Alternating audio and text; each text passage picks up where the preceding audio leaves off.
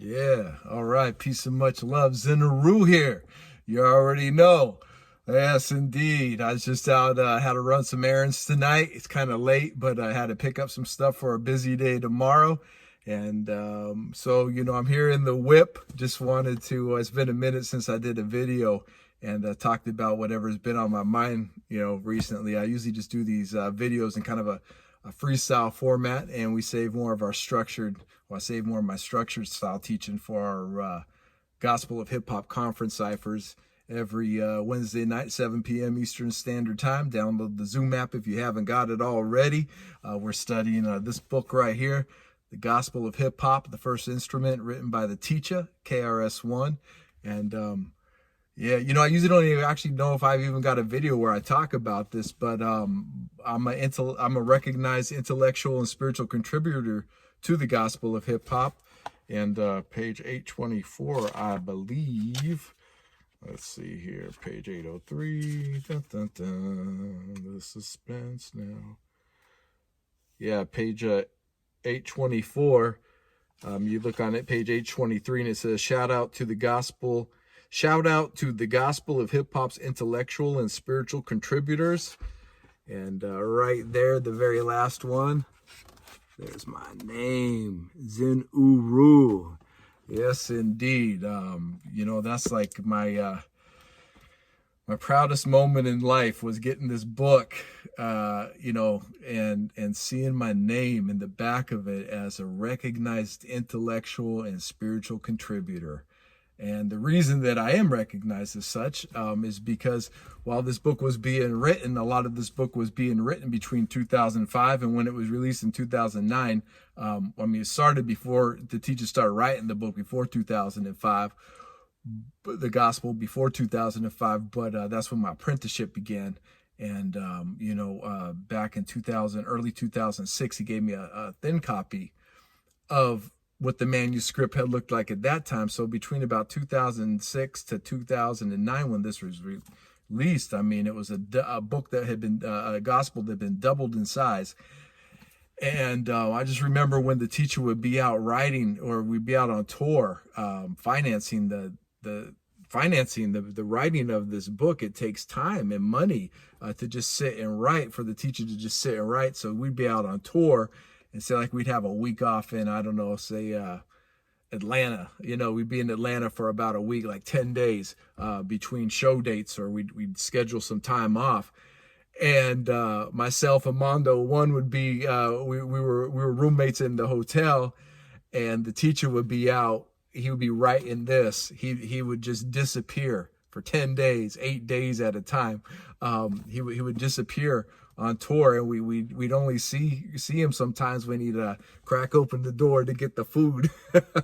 We'd go out and get, he'd get, it was a call, tell us what he wanted to go get for food. We bring him back his food, and he'd be like, "All right, gentlemen, I'll see you later." And so we go out and make our calls and get our own rest, rejuvenate our own bodies, exercise, do our own writings, doing calls, whatever it was that we had to do at the time to keep ourselves busy.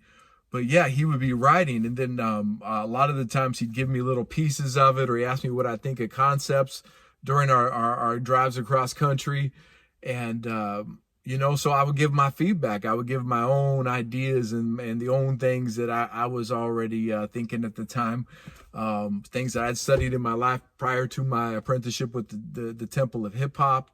And really a blessed time, and really, I just feel so grateful to great and Holy Spirit for putting me in that space. And that's where I really wanted to go with this talk about tonight. Is about that space that you get in, that there's nothing that can prepare you for it. Although from that, this was written to prepare you for it. You feel me? So, I don't know, sometime around late 2004, I was at a concert for the teachers in San Francisco, and there was an early member, it was an early Temple of Hip Hop members were there. And one of them had handed me a sheet of paper. I walked in the club, and I remember it really well. I don't remember the exact date, but I remember it was called the Red Devil Lounge in San Francisco, a small, tight club, and just the most booming, clear, clean sound system. And that sound system to me was legendary because, and the sound man too, it wasn't just the sound system, but it was just one of those nights where you're on tour and they're so professional. And the lady who ran the club always knew exactly, how the show was supposed to go. The sound man knew the sound that the teacher was looking for and that we were looking for that night. So it was one of those nights where it's not a lot of stress. That's this club, okay? Now, I jumped timelines there. I jumped timelines real quick.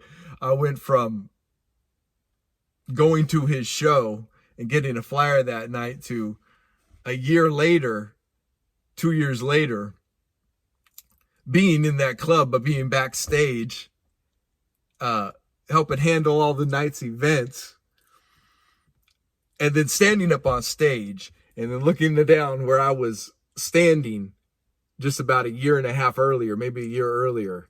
Let's see. Yeah, I want to say it was about a year earlier. All right.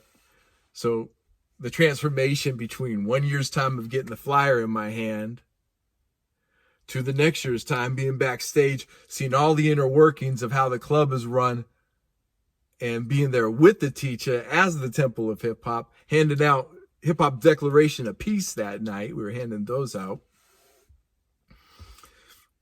So from being the fan in the audience to being the man backstage, and grabbing the mic that night and hitting a freestyle when the cipher opened up. So let's rewind back now to me working, all right? I remember this day so clearly. I was working in Berkeley, California, landscaping. I had a copy of Ruminations with me. I'll show it in another video. You can see where my ass used to sit on the book because our truck was so full of shit. I would just sit on the book just to not have it, or I'd sit on it at work. It's all water damaged, everything. Anyway, so I got a copy of the Book of Ruminations. I'm at work in Berkeley doing landscaping. And we got the newspaper, we're eating lunch, and I see like, oh, yo, there's a KRS-One concert tonight. And I was so happy. I hadn't planned on it, And so I was married at the time, kids at home. I'm working landscaping as a sole provider. And I remember that because my boss who I was working with, he was strapped for cash. We were waiting to finish this big job that we were working on. I was strapped for cash big time. I must have had $14 to my name. And the kids at home, groceries is already bought, rent's been paid. But because of that, pockets is empty. So my mind already knows at that time, whatever you set it to is going to happen. And so I was like, $14, the show's $10. I got to get out to San Francisco and back. It was like an hour, 20 minutes from where I lived, maybe an hour, bridge toll. I was like, man, how am I going to do this? I need to put gas in the car, So, I went through the couch, found a few more dollars in change, and went through all my pockets and through the car, just got all the change together I could, threw like $5 in the gas tank, drove to the concert. I got off work, showered, changed, probably threw down a sandwich and left, and to the show. Anyway, I get there, San Francisco, no parking, da-da-da-da-da. Finally find a spot like 8 blocks away, park it, go into the show, and the opening act is just finishing up. So good timing on my part.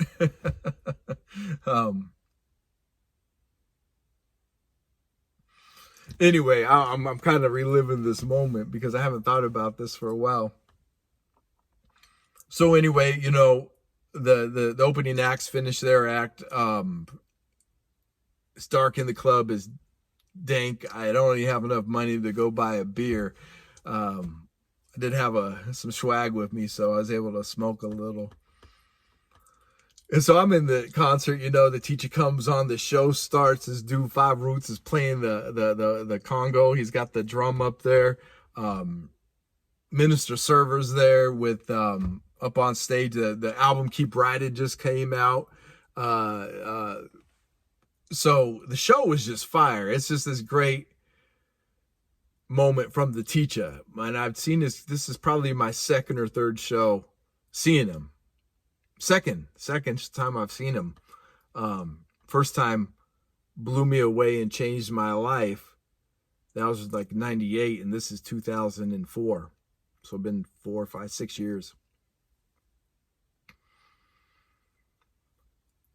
But Keep Riding just come out, and I just had one of those moments that night where, oh, wait, this is part of the story, though. When I get there, there's a guy walking around with a white Temple of Hip Hop jacket. And he's like, yo, here, take this flyer. I'll take the flyer. Cool, thank you. Read it. We have a Temple of Hip Hop building opening up in Los Angeles. We are asking that anybody who is interested in helping us build this Temple of Hip Hop send $25 a week towards our building fund. Sincerely, the teacher, the Temple of Hip Hop. Whoa. Oh, yeah. My interest was piqued immediately. And keep in mind, the only way you knew about the Temple of Hip Hop at that time, most of the world, there was no Gospel of Hip Hop. There was a website with limited information. You had to have an album. Ruminations had just come out, so that was a big plus.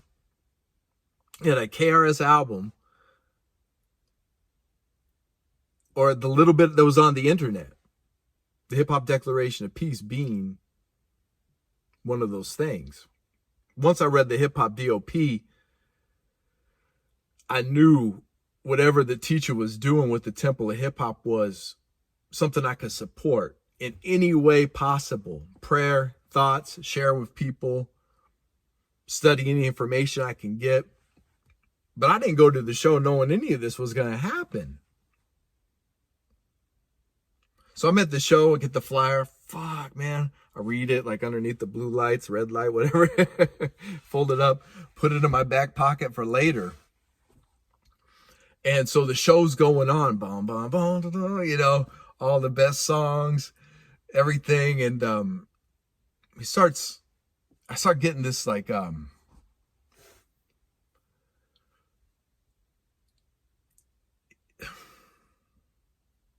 it's like you're in gamma. Like your brain waves is in gamma. It's different than theta. Definitely different than alpha, beta waves, alpha waves, theta waves, delta waves, which is deep sleep, gamma waves. But it's like I've had this happen to me just randomly my whole life, where all of a sudden like time and space just stop. I'm in there most of the time now, but like time and space would just stop. And it's like, You just feel the wholeness of the universe. And I was having one of those moments at the concert. And so I just see the teacher standing up on stage. He's 6'6". So up on stage, I mean, he's just this giant. And the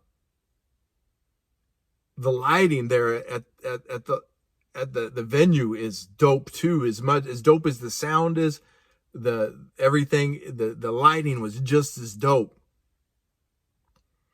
So he's just got the spotlight on him. Boom, a red spotlight, some yellow in the back. And you could just see the sweat like coming off of him like steam. And he's up there preaching. He's teaching, the teacher. And he's saying about your higher self.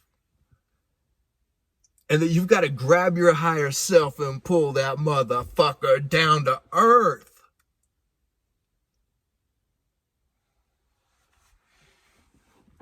Those are my words. Similar to what he was saying of grab your higher self and pull him down. I was like, yo, word.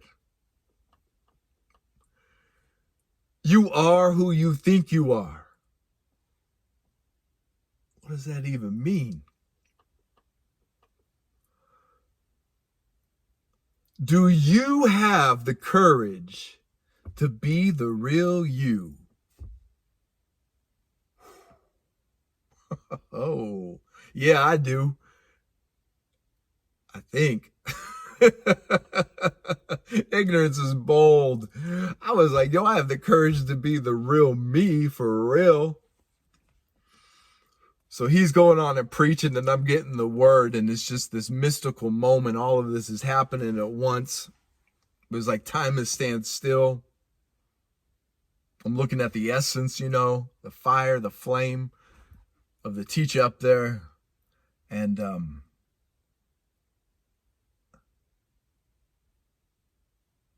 I just knew and felt my future self, including the one talking right now, obviously, with me at that moment of that wholeness and that experience.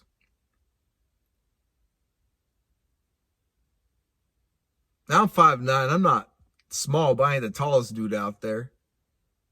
There was like 2 or 3 people sitting in front of me, 6 foot and taller. I just positioned myself in the parting of the giant sea. I can see right through. And it's like framed, seeing the teacher up there talking. Then he grabs a tennis ball. And many of you who have been to our shows before know that he signs like, 100, 150 tennis balls at certain shows with the Sharpie or the marker.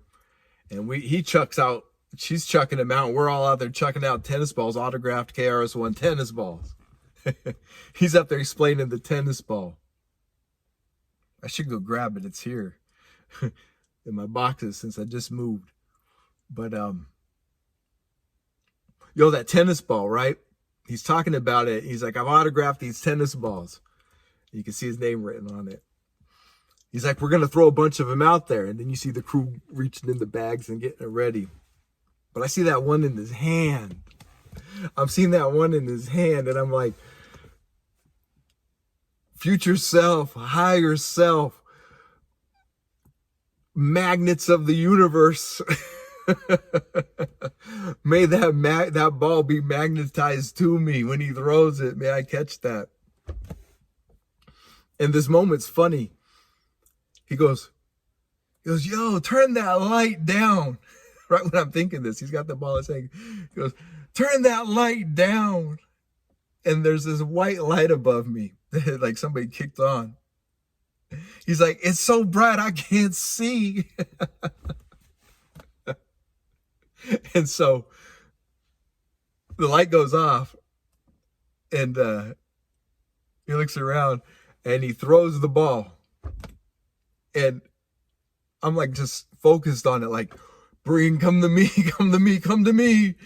And the two dudes in front of me is jumping up, and they're like, boom, bounces off his hand. Other guy comes over here, boom, bounces off his shoulder, boom, bounces right into my hand. And I'm like, oh.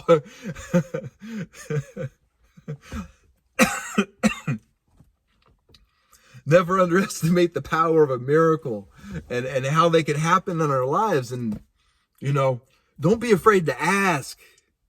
So many times we forget a great part of the so-called law of attraction is asking. Like, it's polite to ask besides just taking. Just as polite as it's polite to say thank you after we've received and show gratitude.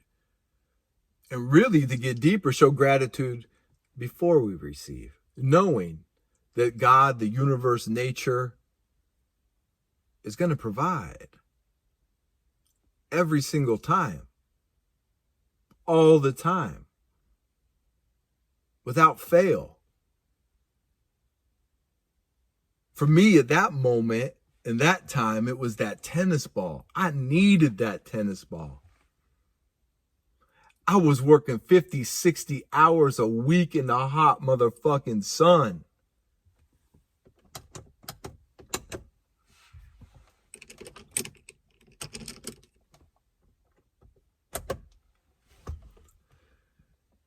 I was tired. I was worn out. My back hurt. My muscles hurt.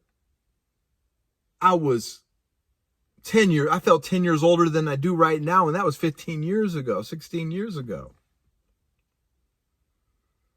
Like, I was in this silent agony.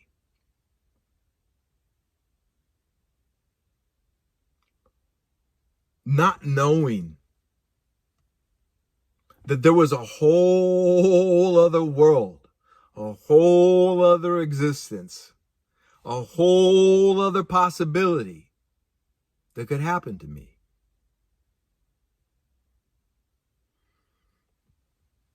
I was working hard. I had 3 kids' mouths to feed, a wife to feed at the time, myself to feed.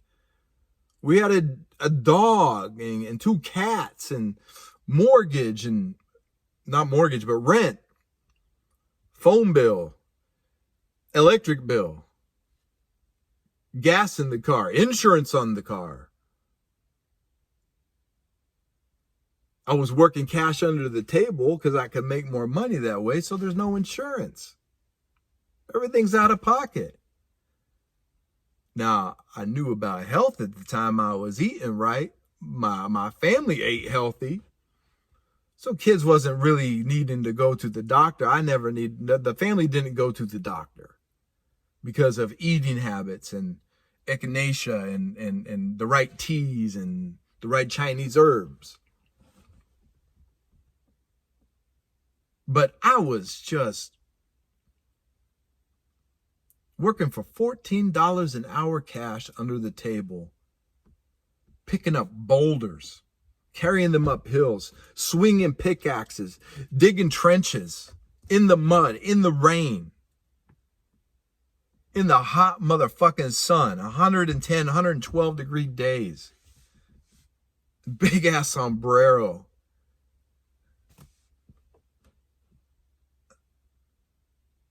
I hated it, but it was my life. It's all I knew.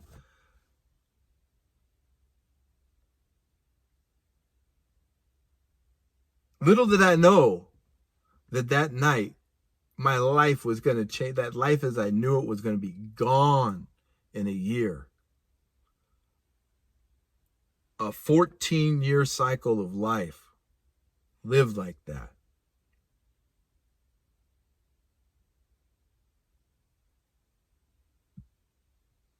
To the temple of hip hop and touring the world with the teacher KRS-One.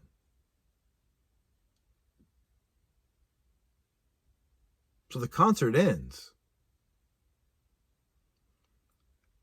I've been hit with gamma wave energy. I go get in my car, drive home, finish off the half a joint I had. Tired, but something in me had changed. I didn't know what it was at the time. I didn't know why it was at the time.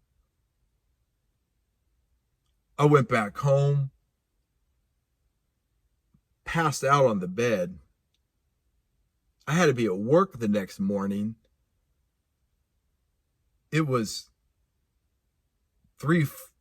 at least 3 a.m.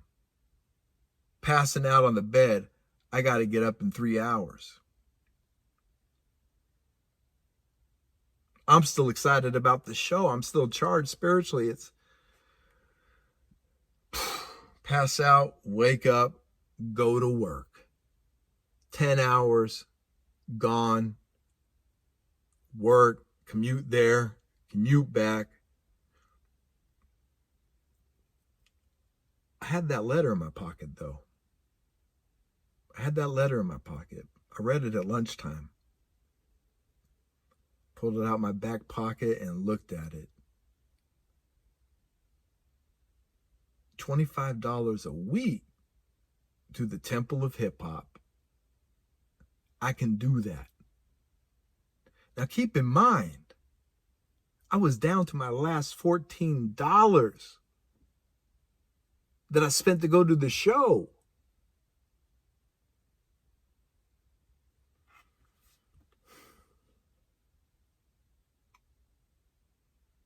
$25 a week. All right, let's go. I wrote the check there. I knew I was going to get paid. I knew I was going to get paid cash for that week. I wrote the check there, so it was like the first thing that I took out. Dropped it in the mail, sent it to the address. Another week goes by. Get paid again, write the check. Another week goes by, doing the same thing.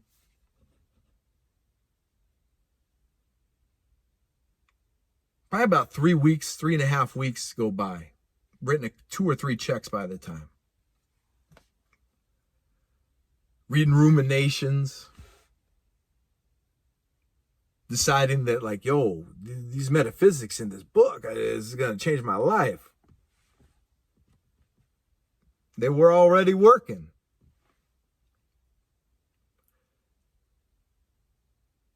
I remember this day. It was a Saturday or Sunday. I'm out in the backyard on my day off. Doing Tai Chi. Just cultivating my chi.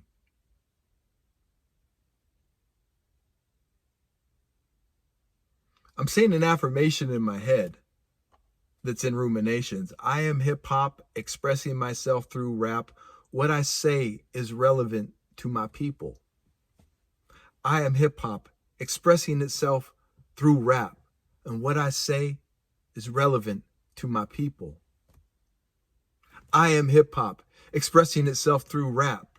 And what I say is relevant to my people. While I'm saying this, Tai Chi in the backyard. My ex, she leans out the window. Yo, you ain't gonna believe this. Come here. I was like, oh shit, a kid's gotten hurt. Something's happened. Flash myself into the backyard. To the back door. Run upstairs. I think it was like 1 step. I'm like, what's wrong? She's like sitting there. The answering machine's on the ground. She's like, listen to this. You're not going to believe this. And she's ecstatic. I'm like, What? Boop. Yo, peace. This is the teacher, KRS-One. I just wanted to personally thank you for sending these checks down. You're invited to the Temple of Hip Hop. And he leaves his phone number. Oh, he goes, I would like you to come down. He goes, I would like to meet you. Oh, no, I'd like you to give me a call so we can talk ear to ear. I'm like, he leaves the number. Oh, Lord. I felt angels in my room. Play it again. Boop, boop. We must have listened to it 10 times. I hope it's in storage somewhere still, that tape machine. It's probably digital. It was 2004. I don't know. We might have had a tape still. Anyway. I write down the phone number. Boop, boop, boop, boop, boop. Call. No answer. No machine. No answering service. Nothing. Just rings. Oh, shit. All right. I wait a little bit. Boop, boop, boop, boop, boop, boop, boop. Ring, ring, ring. Nothing. Must have done it 10 times that first day. Second day. At night, I'm doing it. I'm just doing it at the morning. Ring, ring. Somebody pick up the phone. Will the Temple of Hip Hop answer the call? I just wanted to talk to the teacher so bad. And 3-4 days of this. And then I just call. It's like, beep, we're sorry. The subscriber you have trying to get a hold of is no longer in service. Please check your number and try again. Beep, we're sorry. Hey, can you dial this for me? Dial it for me. Make sure I didn't dial it wrong. You know, I don't know. I was saying his number shut down. It can't be. It can't be shut down. He just invited me to talk ear to ear, wanted to get the build. My hero is on the phone to get him back. And so, no, the number had been disconnected. Shit. Months go by. All right. Months. In this time, I decided to put the techniques learned in definitions to use. We call it, most people call it the law of attraction now. This is before The Secret. This is before The Secret came out and everybody knew The Secret.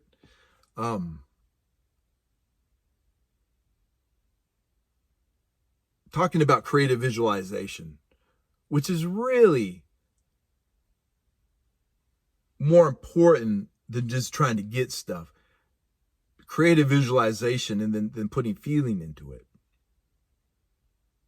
And of course, the power of mind, the power of belief, the power of faith, the power of prayer, all these things. Putting them to use, decide, I'm tired of working for other people. I've been landscaping for 15 years. I'm tired of this town. I'm tired of this life I'm living. Let me go into business for myself. Now that I've learned the trade from a master, the guy I was landscaping with, the reason I was sticking around for $15 an hour was he was an artist, a landscape artist, knew every name of every flower, plant, rock, how to just the most beautiful award-winning landscapes ever. Dude was a master. Was a miser too, kept all the money to himself, but that's another story. Don't put up with people's bullshit, basically. Get paid. If you're doing honest work, get paid for it, okay? There's nothing special about a dude making $90 an hour and you making 14.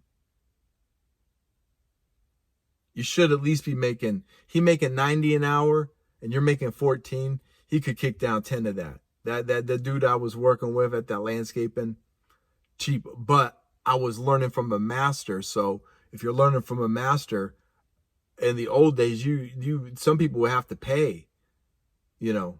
Anyways, that's a side note. I was landscaping with a master. I decided I needed to go landscape for myself so I could make some money and feed these kids. And let him know, hey, I'm going to go out on business. My own dude was dope. He was like, yo, man, I'm really proud of you. I taught you everything I could teach you. Go your own way. Just give me a call if you have any questions. Here's what you need to do. Whatever. I was like, okay, moved to a new city. Got a new house. Kids was happy. Everybody was happy. I was pretending to be happy. It was a little bit better version of my old self, you know. It was John the landscaper becoming a better landscaper, moving up in the world, starting my own business. I mean, it was better than being just a laborer working by myself. It was a better, using the metaphysics to be a better version of my old self. Now it was working. But deep inside, I knew this wasn't my life still. I knew I'm not a landscaper. I was like, I'm not a landscaper. I don't even know how the fuck I ended up being a landscaper. It just happened. I never grew up thinking I'm going to be a landscaper one day. Big up to those who do. I honor that profession. I love a beautiful landscape. I love making them. I will lay out a backyard like crazy. We had a style of like Japanese, it was Japanese style gardening, but with Mediterranean style plants. So it was like the philosophies of the Japanese style when you see the Japanese gardens, which I think is the greatest in the world. And then you see the Mediterranean gardens, which is their own thing, which is just as beautiful. But he had a way of working the philosophies together. Hip hop in his own way, you know, the consciousness was there. So anyway, I know I'm not a landscaper, but I know I'm smart enough to do this on my own, raise a family. This is it, okay? Reading ruminations, catching whatever I can online about the Temple of Hip Hop or whatever the teacher's doing. Wasn't like YouTube was blowing up back in 2004. Not that I remember, at least. I was on Facebook, none of that shit. Had the Nokia phone. I didn't know, the little blue Nokia phone. Anyway. New house, everything. I kind of forgot about the call. I mean, I didn't forget that the teacher had called me, but I mean, it'd been months had gone by. I hadn't really heard anything. All of a sudden, I get an email. What? What? An email from the Temple of Hip Hop. Oh, man. And in that email,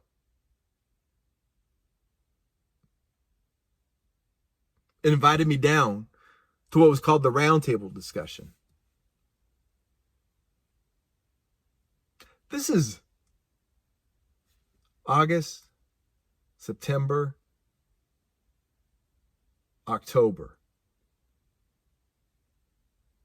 3-month time between being at that show, flip-flapping my whole life around, moving, doing all the starting a new business, all that, to getting this email now, invite me down to Los Angeles for the roundtable discussion. It said Cool Herc's going to be there. Cool Mo D's going to be there. Melly Mel's going to be there. Grandmaster Kaz, Busy Bee. The list was going on and on. Not everybody made it, but the list was substantial, and a lot of them did make it. I was like, yo, I'm going. Once again, every dollar is in rent for the house. I had to borrow money to get into this new place, and had to sell my car. I mean, it's some stupid shit just to get into the new house and move. Like, miracles, though. Miracles will happen in our lives when we really need something to happen. You are a miracle. A new song. what happened in our lives, and some miraculously had moved, but this email had come. So I had to use that same miracle power, knowing I'm going down to LA now. And I remember just getting the family prepped, get everybody tucked away. I'm gonna be gone for 2 nights, and I'll be back. It's a 8.5, 9-hour drive from Northern California to Southern California. So I left. It was like gonna drive, late into the night and just get to LA and sleep. And put the hotels on a credit card, which my credit was already destroyed. I just, here, slide the credit card. Maxed out the credit card because I remember I had to use my gas money cash. Anyway, I'm just remembering how hard it was. I'm driving down in the Jeep. It's a Jeep Grand Cherokee. Driving down the I-5, listening to Prince, the Rainbow Children album from Prince. Check it out. Check it out. I'm just cruising. I look in my rear view mirror. I got the cruise control set at 65 or 70, whatever the speed limit is down there on the I-5 through Gilroy, like the Gilroy exits over there. Anyway, I look in the rearview mirror. I just see 2 headlights. I just prepared for impact. Boom! I was like, I was like, what the fuck? Time slowed down. My stereo jumped out of my dashboard in slow motion.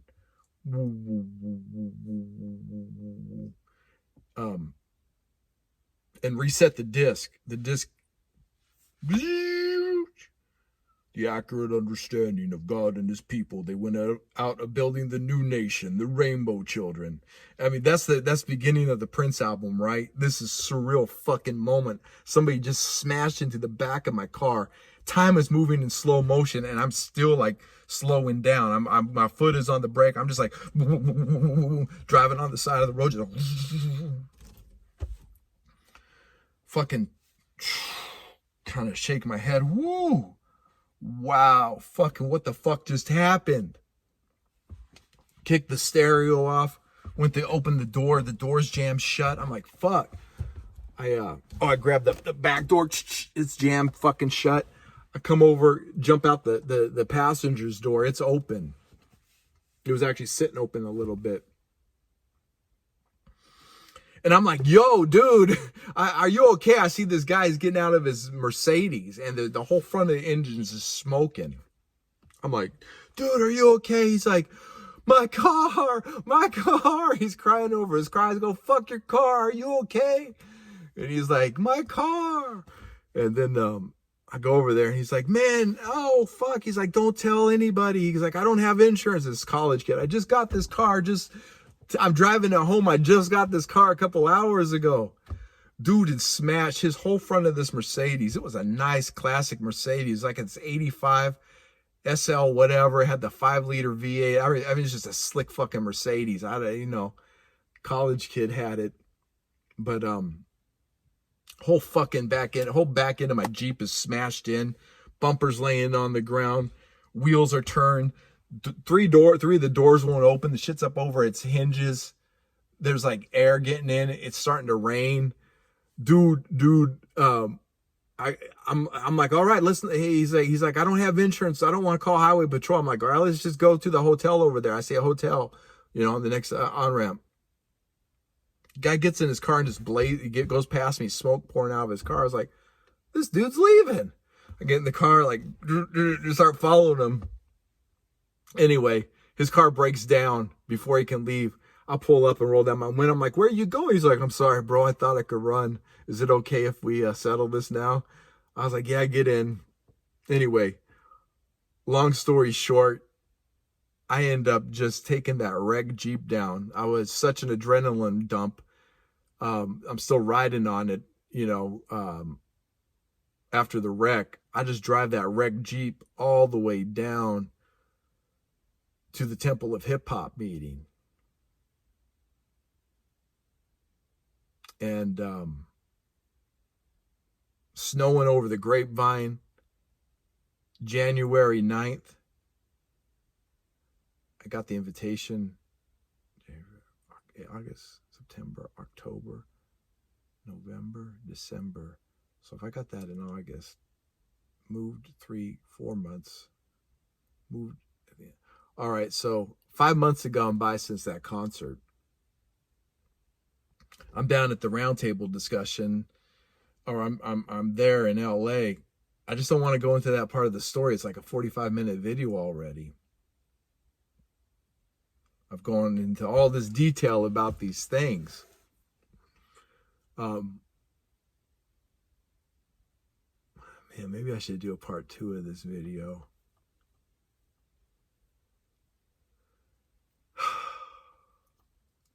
Yeah. No. Hold on a second. I'm time traveling right now, if you can't tell. This is actual time traveling in the mind, telling stories and kind of not really reliving the event as it was. I got some sage in here. I'm just going to burn a little sage.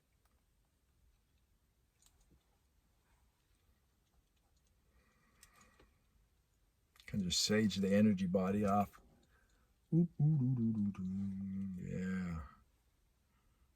That's nice. Oh yeah, here, sage yourself down. Yeah, that's right.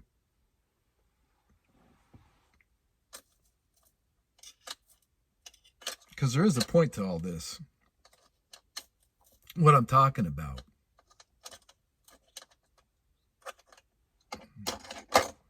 Nice. You don't have no water in here. It's all right.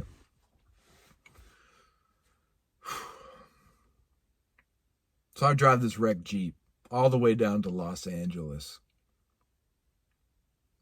It's munched. It's wobbling.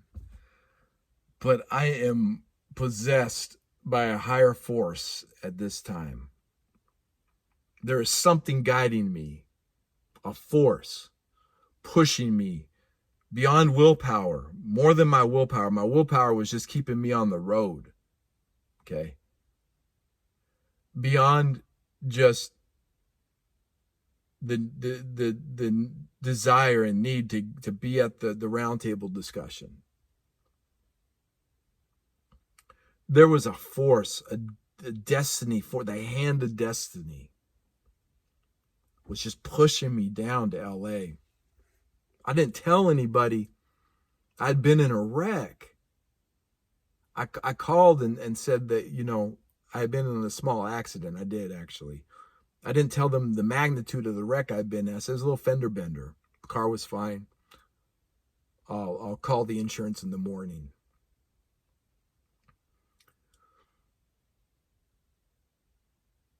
I drove that wrecked Jeep down. My ex's intuition went off, said, yo, something's crazy in his voice. Calls my brother and my dad. They get up early the next morning and drive down to LA on their own. They find out when they're on their drive down that it was a serious accident. Luckily, I was okay. I stopped and did Tai Chi along the way, just in case. My body was in shock. It was a 98.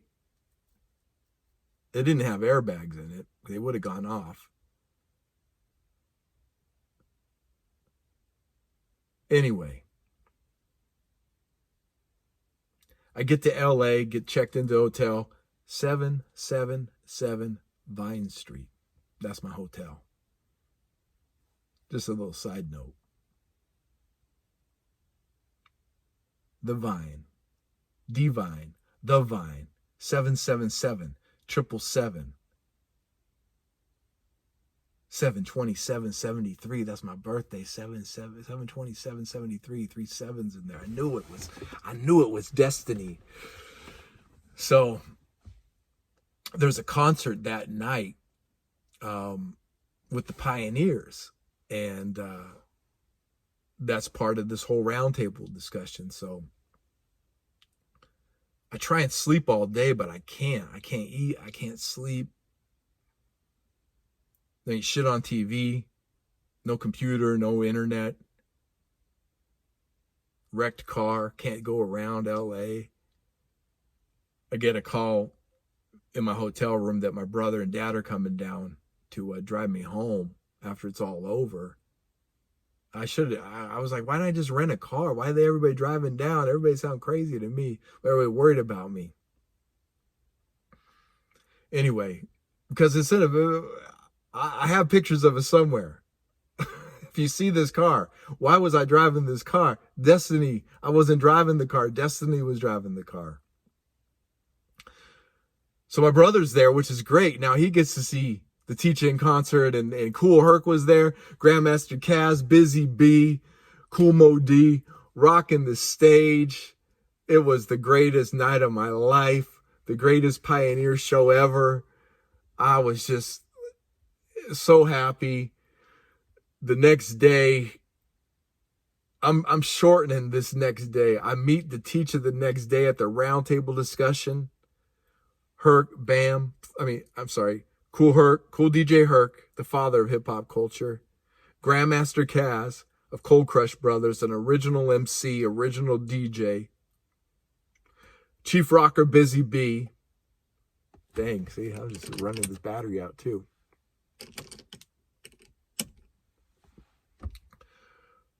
Cool Mo D and the teacher sitting at the round table talking about the future of hip-hop and the history of hip-hop.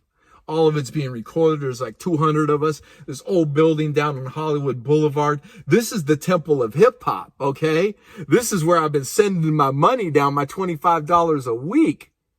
Down $100 a month. I'm invested in this place now. I had to be there. Dumping rain. Got a parking space right across the street. Me and my brother got there early. My dad rented a car and went home. I said destiny was my brother had to be there too. It's the way God works. That's why the law of attraction and the secret is dope, but you got to understand, like, there is a bigger force and source at work that is smarter than you, faster than you, more intelligent than you, more loving than you, more aware than you. Everything. Our great and Holy Spirit, that's our parent, knows all of these things and is maneuvering us for our own good, even though at the time it may not seem like it. And it definitely at that time was kind of a contradiction, because the wreck, the damage on the car, all of that seemed like, well, shit happens. But then I'm there in LA at the Temple of Hip Hop, and they're talking about hip hop history, and I'm seeing auras because I haven't slept since the wreck, and maybe a couple hours, if even that. I'm just in that other space. I'm in that gamma zone, just taking all this extra ESP, extrasensory, perception, just pulling all this different things out of the environment. Show's over. Teacher's surrounded by people. I go use the restroom. Think I'll get another chance to talk to him because he says the Temple of Hip Hop's going to be open there. I'm like, I'm going to come at least once a month. I'm going to come every week, really. Since it's going to be a weekly event, I'm driving down 8 hours, going to the event, driving home 8 hours. That's what I already knew it at that time. So teacher's surrounded by people. I'm like, I'll get a chance in the future to talk to him. I need to get home and get some rest, and I got to go to work. I got to make some money. So I ride off getting to meet the teacher because there's so many people there. I go use the restroom, wash my hands, come out, look across the street, standing right next to my brother's truck is the teacher with one other person. Shout out to Doll Uno if she's out there. Sister, you was there. You and the teacher was looking at the building, talking about the future of the temple of hip hop. The teacher, I walk up, I just start talking. Yo, that building looks like a giant H coming out of the ground. That was my input. Teacher's like, yo, it does. I didn't even notice that. Who are you? I say, yo, teacher, I'm the guy. I go, you called me a few months ago, I mean. I did? Refresh my memory. I talk to 1,000 people a day. I said, well, I'm one of these guys who's sending down checks.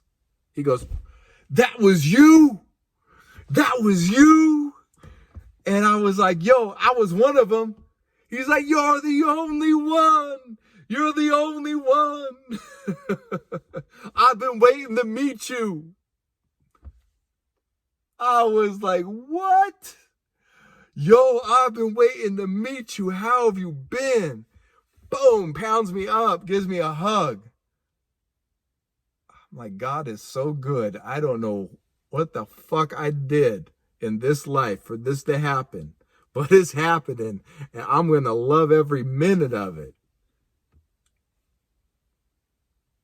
We talk. Now the crowds start coming around. People are leaving. Everybody sees him out there. He's like, yo, I'll see you soon. Do I got your number? I was like, yo, yes, you do. Boom. Bam. Gave him a pound. Got in the truck. Started driving off. Look at my brother. I'm like, what the fuck just happened? He's like, yo, it's like you know each other. Now, my brother's a big fan, but he knows I'm like uber, like the teacher's music to me was my gospel of hip hop at the time. That's how you got the metaphysics, was through the music, you know, for years. I mean, was I 32 at the time? Since I was like 14 or 15, I started listening to Boogie Down Productions. So, you know, 18 years at the time. This is my favorite rapper ever. You know, this is the greatest of all time, the greatest showman. I mean, the teacher. And I just had this interaction with him where he said he was waiting to meet me. God is real. That's all I can tell you. God is real. Empirical evidence. My life is empirical evidence of the reality of God. Whatever name you give God, God is real. The goddess, the great mother, great and Holy Spirit, ancestors, thank you for being real. Thank you, life, for being real. Needless to say, I went home, worked my ass off, got the money to drive, the gas money to drive down, attend some more meetings. There was like 5 of them after that. Every week I drive down and drive back home, drive down, drive back home. Family thinks I've lost my fucking mind, for real. The Jeep was gone, so I didn't even have like the good family car. As old and as beat up as it was at the time, there's 280,000 miles on it. Prayers held it together. I hated getting that thing wrecked. Had my work truck, driving the work truck down and back. Driving the work truck down and back. 350,000 miles on that one. Dodge Cummins diesel. No joke, they go 500,000 miles. That thing was, I got it from a guy I used to work with. It was so beat to shit, but that truck was dope. I was driving that diesel truck down. Anyway, 5 of those meetings go by. Last meeting, he invites everybody out on tour who can go on tour. And I volunteered myself. I said, hey, I'm going to be there. He said, go talk to the manager. I go talk to the manager of the tour. He says, we need a van. I said, I got you. I'm going to come with a van. Now, I just heard all these metaphysics about the miracles of the universe and how, you know, if you just the creative visualization and all these tools from the teacher himself and how he did it and how he got himself out of the being homeless in the Bronx and the techniques he used over all these years to create the Stop the Violence movement, the human education against lies, the gospel of hip hop, the temple of the temple of hip hop at the time. All of his albums, everything that he's done at that time, and the metaphysics behind that, he's teaching at these meetings. On top of that, he's teaching the history of hip hop and valuable information. He said at that meeting, say like you want to get a new whip and you only have $5. Excuse me. Say like you want to get a new whip and you only got $5 in your pocket. Go spend that $5 on a can of Armor All for the tires. Don't ever use it. Put it up on a safe place where you can look at it every day and visualize yourself using that Armor All on the new car. He gives that lesson. Then the manager of the tour tells me they need a new van. I'm like, tell the teacher I'm bringing a new van. I just got the lesson. All I've got to do with this last $5 in my pocket, literally, is go buy the Armor All. And I did. I went and bought the Armor All. Driving home that night, that 9-hour drive back home to North Cali, I stopped. I had $9 in my pocket. I put $5.50 in the tank, hoping it would just finish up my home, get my drive home. Then I bought the Armor All, the little one. It's good for like 1 or 2 uses. But I bought it, $3.50 or whatever it was. Go home. I put it up on a little shelf where I'm looking at it, and I just see myself every day, showing up with the van. I'm going to show up with a van. I got no credit. I'm just starting to work for myself. I've got no clientele lined up. I just got into a new place, just moved to a new city, got a family to feed. I have no idea how this is ever going to work out. None. But God did. God showed the whole way. Lucky I had that car insurance, got a check back, got the van is a whole story unto itself, the miracle of the van. We called it the Trinity van, the Holy Spirit van, because of the way that it came about. But I showed up with a van on tour 3 or 4 weeks later, whenever the tour began after that last temple meeting. 3 weeks later. Now, by this time, my family was like, you are out of your fucking mind. What kind of drugs are you on? I'm like, none. Everybody is like, what are you doing? I'm like, I have to be the temple of hip hop. I have to go. I have to learn from the teacher. I can't live this life anymore. But you got a good life. You're ready to get your landscape and your contractors. You've been working so hard all these years for this life. Fuck it. Are you joining a cult? What's a temple? You're born Christian. We raised you Christian. Fuck it. That's all I'm thinking. Fuck it. I don't fucking care. You got 3 kids. Fuck it. Now, I love my children. I know God has them protected, though. I know this is my destiny. And if it's not, God's going to stop me from it. Okay? Life changing. Life rearranging. Everything is different. I drive down in this van on tour, showing up. One day I'm a landscaper. The next day I am Temple of Hip Hop. I mean, it's as real as that. One day I'm a landscaper. The next day I'm KRS-One's right-hand man, tour manager. Do it all. Everything. Like literally, like one day I'm doing this. The next day I'm doing that. Or 1 week I'm landscaping. The next week I'm running around the world with the teacher, KRS-One, international rap superstar.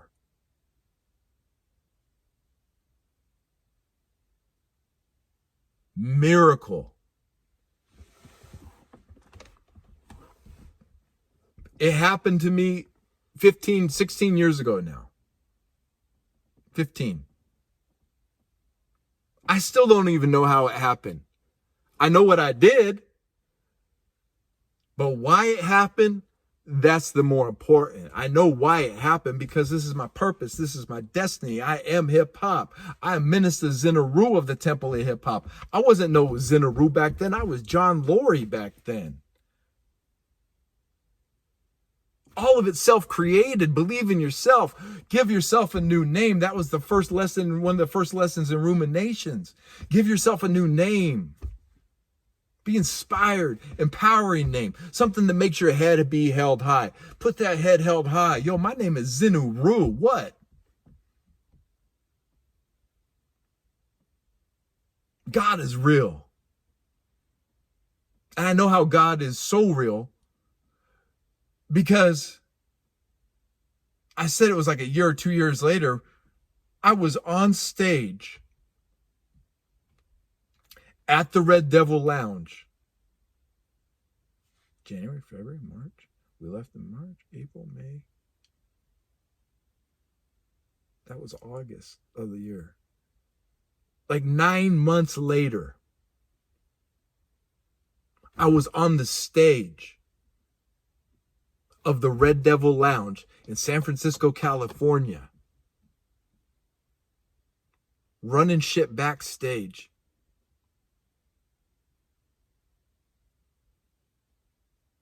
To being on stage at the Red Devil Lounge. Now remember, I got that flyer that night at the Red Devil Lounge, the first time I was there. Folded it up, put it in my pocket, started sending the $25 down, got the call, tried to call back, no answer. Changed my life around, became a better version of my old self in the process. And this is the key here. This is what I want to talk about. This is the lesson of why I'm talking about this. Teacher said at that show where I got the flyer, do you have the courage to be the real you? Can you grab that higher self and pull them down? I guess so. I know 1000%. Beyond, like, I'm the living proof and living reality of hip hop itself, awakening unto itself, taught by the master teacher himself. What that really means. But that was only the beginning. The apprenticeship was really the beginning. All this other stuff was like this adventure that happened before it. Now I'm up on stage looking at the exact same spot where I was standing 9 months earlier as a beat up, tired, wore out, broke landscaper. And when I say broke, I'm not talking finances. I'm talking as a man, I felt broke. Like I was just broke down.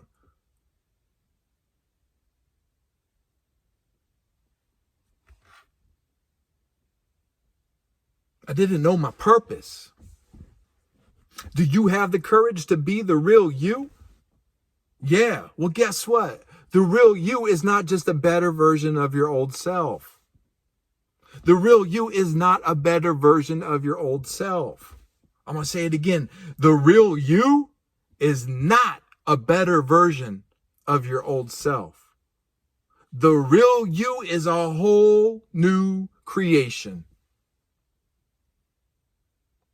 A whole new being. A whole new name, a whole new identity. Everything. If you're willing to take it there, if you have the courage to be the real you.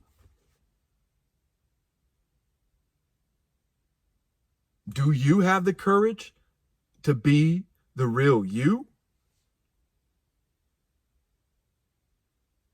At least I had a house. At least I had a career. At least I had a family. At least I had food in the cupboards. What the fuck am I complaining about? I don't have a purpose. That shit don't mean nothing. I love my children, but the lifestyle that I was living, I just happened to be in it. Somebody else designed it for me, and I was just going along for whatever. All of that disappeared over the first 3 years of my apprenticeship. Everything was gone. Everything. Every friend, my family had just, shout out to my mom for sticking by me to some degree. She could have disowned me. Fucking Minister Zin Uru, what is that? Running around the temple of hip hop, what is that? Everybody thought I had lost my mind. But I didn't lose my mind, or I did lose my mind, and I found my spirit, I found my soul, that soul force awoken in me. So, no, I didn't just become a better version of my old self, and that was what I was learning. Now be careful, because this is what a lot of the metaphysics out there right now are teaching. A lot of the new age spirituality and it's in the church, it's in the mosque, it's in the synagogue, it's in the zendos, it's everywhere. I'm not saying everyone is like that in those places, or that every one of them is teaching this doctrine of just being a better version of your old self, but that is not what any of those spiritual traditions are about. Buddhism is not about becoming a better version of your old self. It's about opening the lotus, becoming a whole new creation. You're no longer a bud, you're a flower. You're no longer a caterpillar, you're a butterfly. You're no longer separate from nature. You are nature itself. Buddhism is about becoming a whole new creation. Christianity, if you don't know, being born again, that literally means being a whole new creation, not being a better version of your old self. I used to be this, and now I'm like this. And you know what? That's actually dope. A lot of people don't even get to become a better version of their old selves in life. So big up to those out there becoming better versions of their old self, improvements and being better versions of the old self. That's great. Big up. Much love. It takes a lot of courage to do that too. But you have the courage to be the real you. Now, hip hop, the temple of hip hop, the gospel of hip hop, we're nuts with this shit. We're fucking crazy with this shit, but we're not.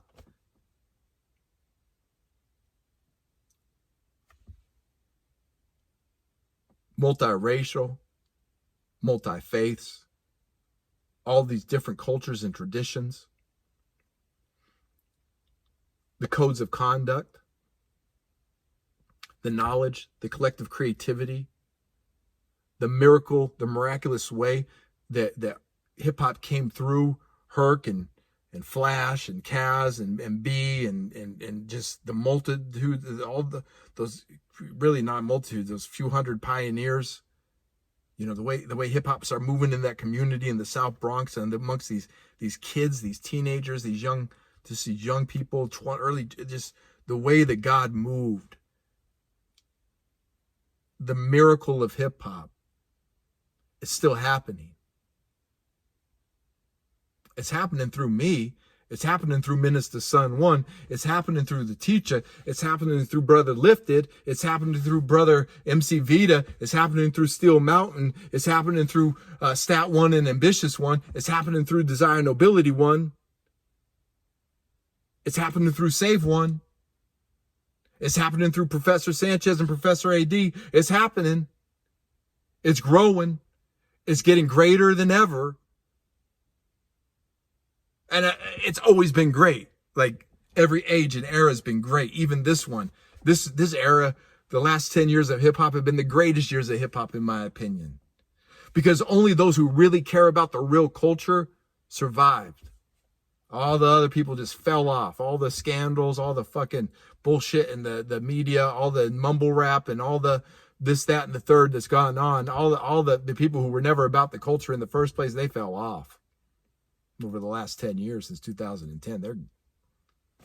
The real hip hop has stayed and grew, got stronger, developed the underground.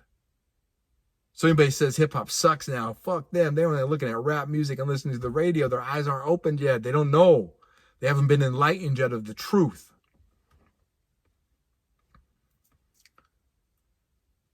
Do you have the courage to be the real you? Becoming a whole new creation, going from the caterpillar to the butterfly. Do you have the courage to do that in your life? It takes a lot of courage. Are you willing to risk everything and lose your mind, lose friends, lose family members, lose job, lose employment, lose relationships, lose your car, lose your house? I didn't think I was going to have to actually lose all that shit. Ignorance is bold. I lost it all. It's here. My relationship with my mom and dad is great. Or, my mom, she's my biggest, supporter of a hero. But none of my friends, they didn't make this transition. They didn't become butterflies or whatever metaphor we want to use, And it's not easy. It's not easy, but it's worth it. It's not easy, but it's worth it. Because where the world's headed right now, we need whole new creations. For us to build hip-hopia in our lifetime, we need more and more whole new creations. We need more and more hip-hoppers to wake up to the spiritual reality of hip-hop. I didn't come from the Bronx. I didn't come from Compton. I've been in the Bronx and Compton. I know homies from the Bronx and Compton now. I didn't come from that. I come from the suburban wastelands of Antioch, California. Just in a little industrial feeder town, like me and all of the neighbors, our family and all the neighbors would drive out to the bigger cities and supply labor for hotels and deliver mail and work at office jobs and do landscaping in all the rich neighborhoods, We're just a little fucking nowhere town in the middle of nowhere. Ironically, Antioch is the city where the first church was built. Not the Antioch I was from was Antioch, California, but Antioch in Northeast Africa, Antioch, where the so-called Middle East is, that's in Africa. Antioch. First church built in Antioch. Or was that in Greece? I'll have to look it up, actually. Be interesting to see. But the first Christian church was built in Antioch anyway. Interesting. But, it was just meth. Just it's a shithole now. Go there. Love you, Antioch. I love Antioch and the Yock. My whole life is there. I haven't visited there, but every time I visit there, it's like I feel like, oh, I'm at home. Just the way things are. But total shithole, bodies. I remember my folks moved out of there. They had they were in this little like complex, and they didn't see it, but somebody's driving out in the morning and there's just two legs hanging out of the bushes. So, and some people had just dumped the body there, and they drove off and the blood had dripped. I don't know why I'm even talking about this, but the blood had dripped, and that's how they found the people. I remember right before they moved out of there, that was kind of like the sign, like, yo, we got to get out of here. Like, there's these bodies now just showing up.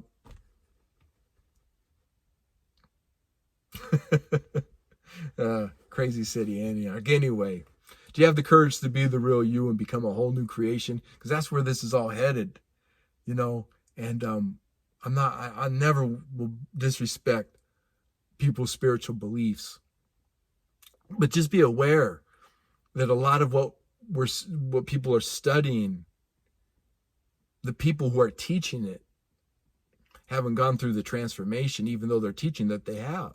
How would you know? It's like a caterpillar learning from another caterpillar who's telling it, hey, I'm a butterfly. And the caterpillar's like, you are? And the other caterpillar's like, yeah, I'm a butterfly. Can't you tell? I went through a spiritual transformation. I'm a butterfly. Look, I have wings. And they got like some paper wings on or something, They're like, yeah, I'm a butterfly. I got paper wings. And caterpillars can be like, oh, okay, can you make me some paper wings?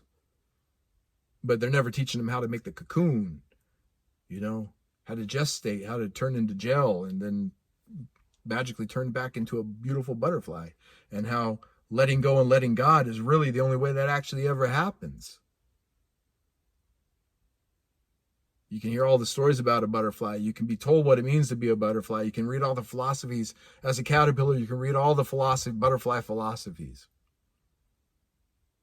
And you can go to butterfly school as a caterpillar, and you can pay $400 for a butterfly retreat, and you can have all the oracles of the world look at you and tell you you're bound to be a butterfly, caterpillar, all of that. And it's real.